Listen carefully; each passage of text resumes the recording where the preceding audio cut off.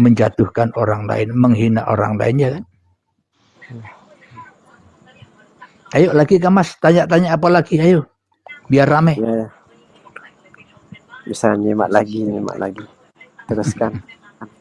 Yang dimaksud Laskar Al-Mahdi sudah tahu kan ya? Ya kita inilah orang-orang yang menyeru di jalan Allah ya kan. Agar apa? Agar lidah kita tidak ingkar lagi. Agar mata kita, telinga kita tidak ingkar lagi. Bahwa semuanya hanyalah milik hidup. Kalau sudah ditunjukkan jalannya, maka pandangan mata akan selamat. Ditunjukkan jalannya, Al-Mahdi yang menunjukkan, maka telinganya, pendengarannya, hatinya, akalnya, ia akan selamat, ya kan? Ya. Dia macam seolah-olah ayat Quran tu dia macam unik lah. Cuma orang gagal memahami dan pasti jadilah halusinasi. Betul, maknanya kitab suci, baik itu Al-Quran, Alkitab, Injil, Zabur, tidak ada yang salah, benar semua. Jangankan itu, apapun yang kita lihat ini benar semua. Tapi yang melihat masih hawa nafsu, salah di dalam memahami apa yang dilihatnya, ya kan? Iya. Jadi memang tergantung sudah la ilaha illallah kah atau belum. Kita sendiri yang tahu, ya kan? Jadi kalau kita sendiri yang tahu, araftu rabbi birabbi, hanya Allah yang mengenal Allah, ngapain kita menilai orang lain? Ya enggak? Iya. Enjoy karena, saja. Iya, karena orang lain pun juga qiyamuhu binafsihinya Allah. Allah berperan di dalam setiap diri manusia, ya kan? Iya. Nah katanya Allah di atas langit, nanti ketemunya di surga, ya enggak? Nah kalau logikanya, kalau Allah di langit, nah ini siapa? Maknanya langitnya siapa? Hidup inilah yang dimaksud langit itu. Di langit maknanya yang menghidupi seluruh manusia, yang meliputi seluruh manusia, yang menjaga seluruh manusia, yang memelihara seluruh manusia, yang mencukupi seluruh manusia. Itu yang dimaksud langit itu. Kalau langit-langitnya versi hawa nafsu manusia, langit yang sana. Kalau langit yang sana, sampai kapan kita ketemu Tuhan? Iya, benar.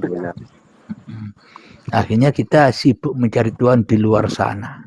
Ibarat ikan yang sudah hidup lama di dalam air, kok masih mencari air? Bong sudah di dalam air, kok masih mencari air, ya kan? Siar. Ia akan tahu. Ibaratnya mencari unta yang ditunggang, Kang. Iya. Ya itulah. Kita pun juga begitu dulu, ya kan? Iya. Jadi bersyukurlah, alhamdulillah kita dipahamkan sampai segini. Itulah rahmat atau keuntungan yang paling agung di sisi Allah. Inilah kekayaan yang agung, Rahman Rahim yang agung, yang sebenar-benarnya. Bukan halusinasi lagi, ya kan? Iya. Inilah yang dimaksud mengabdi, inilah yang dimaksud menyembah itu. Bukan mengabdi dan menyembah seolah-olah kita begini-begini ya.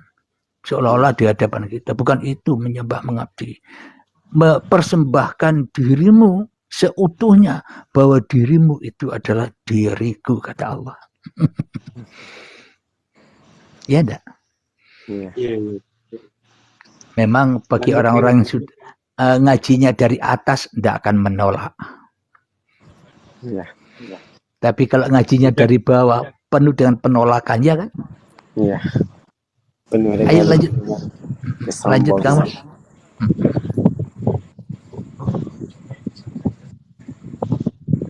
Ayo lanjut, tanya-tanya apa lagi? Ayo yang di bawah silakan. Bila mau bergabung, kita kumpul dengan saudara-saudara kita yang dari negeri Malaysia. Bang, di Malaysia. Bagaimana yang dimaksudkan dengan qalbu mu'min baitullah? Qalbu mu'minin baitullah.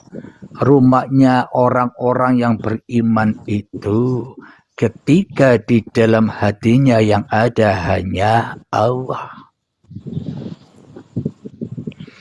Qalbun kafirina baitun nas, rumahnya orang-orang kafir di sisi Allah loh ya. Karena yang bisa menilai Anda sendiri.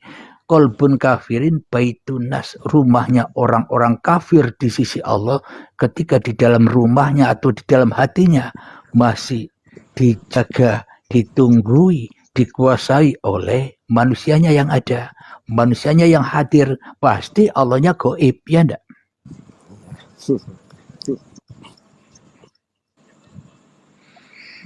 Ini ada. Emang pernah naik ke atas ya, tiap detik per detik naik ke atas. Kalau enggak naik ke atas mana mungkin saya ada, ya enggak Kang Mas? Ya kan?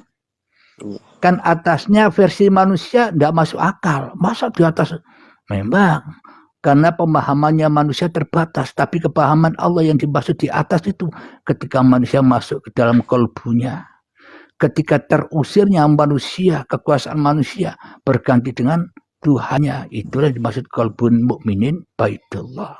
Bila sudah rumah Allah yang sudah bergelar, maka akan membias semuanya menghadap ke sini, ya enggak?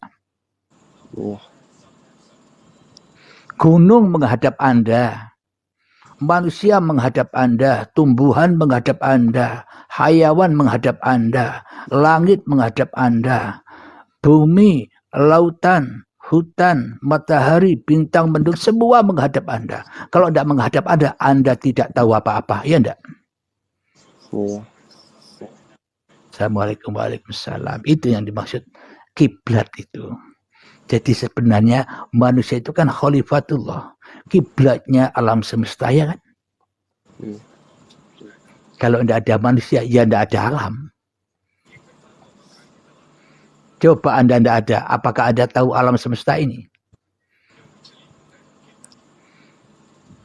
Anda tahu alam semesta ini kan karena Anda ada, ya kan? Kalau Anda tidak ada, ya hancur semua alam semesta ini. Karena adanya alam semesta, karena adanya manusianya. Dan di balik manusianya, al-insanu sirri wa nasiruhu, yaitulah. Bila kita sudah bisa melepaskan kemanusiaannya, man arafa nafsahu faqad arafa rabbahu, maka nyatalah dia, ya kan? Waalaikumsalam.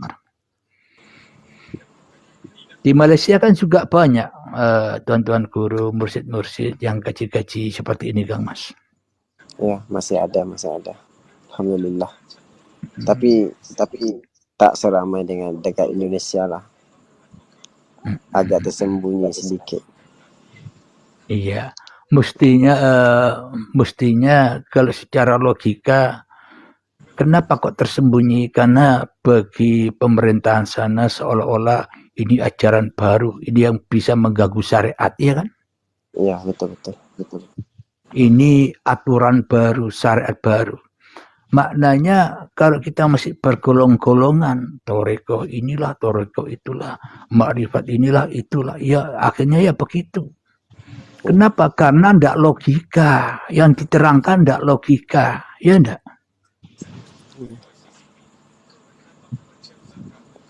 Ya kan, coba kalau dilogikakan maknanya, kajian ketuhanan ini agar apa? Agar sempurna syariatnya. Syariat Islamnya itu agar sempurna. Tanpa mengenal Tuhan, bagaimana mungkin syariatnya bisa sempurna? Zong semua, ya kan? Benar, Kang. Nah, ini kalau dipahamkan kepada khayalak rame kan masuk akal. Nggak usah pakai dalil-dalilan sudah.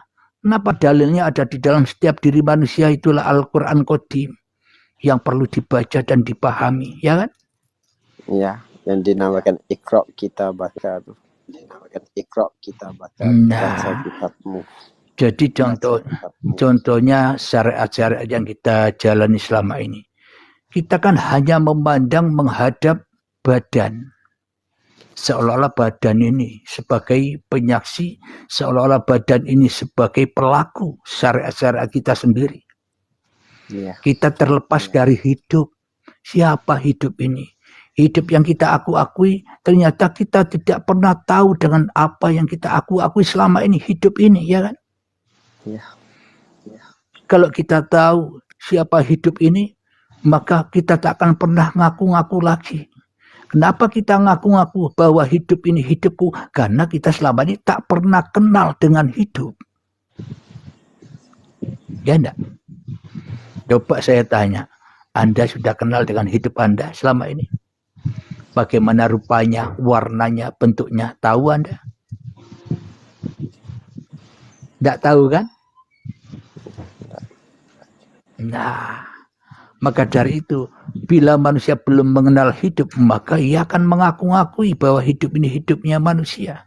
Tapi bila manusia sudah mengenal siapa hidup ini, maka manusianya tak akan pernah bisa lagi ngaku-ngaku bahwa hidup ini hidupku. Ya, ngaku seolah-olah sampai takut mati. Takut padahal kehilangan, padahal mati itu enak enggak? Ya, hakikatnya enak.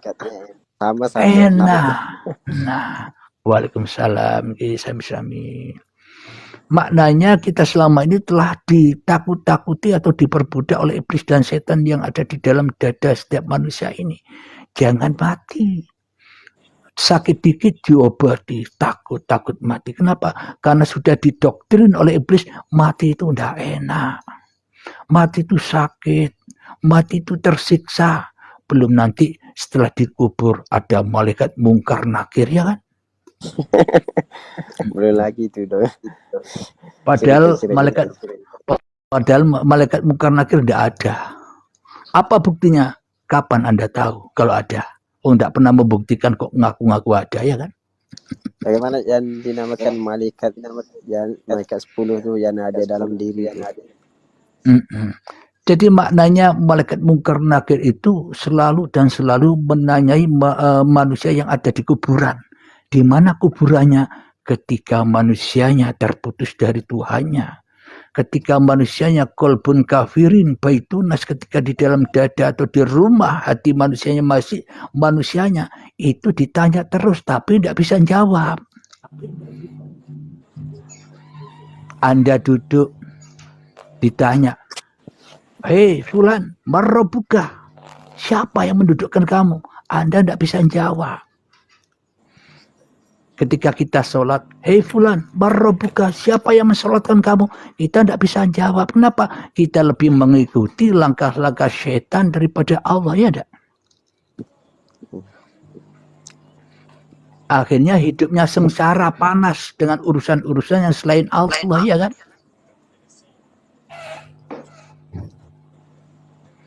Ya itu yang dimaksud mungkar nakir itu. Bisa dipahami dan bisa diterima, Mas. Ya, bisa. Alhamdulillah. Jadi kalau tidak ditalkin atau tidak dibaiat oleh guru pembimbing, ya tidak bisa menjawab. Akhirnya disyariatkanlah dengan namanya Pak Mudin. Kalau ada orang yang meninggal dituntun. Hei fulan, di atas kuburan ini, kalau kamu ditanya mungkar nakir, ditanya marrobuka, jawablah Allahu Rabbi, ya kan? Iya. Coba sekarang saya tanya begini, Anda tidurnya ngorok. Saya tanya, marrobuka, bisa jawab? Jangankan tidur, waktu terjaga saja tidak bisa jawab, apalagi orang mati. Iya, Allah.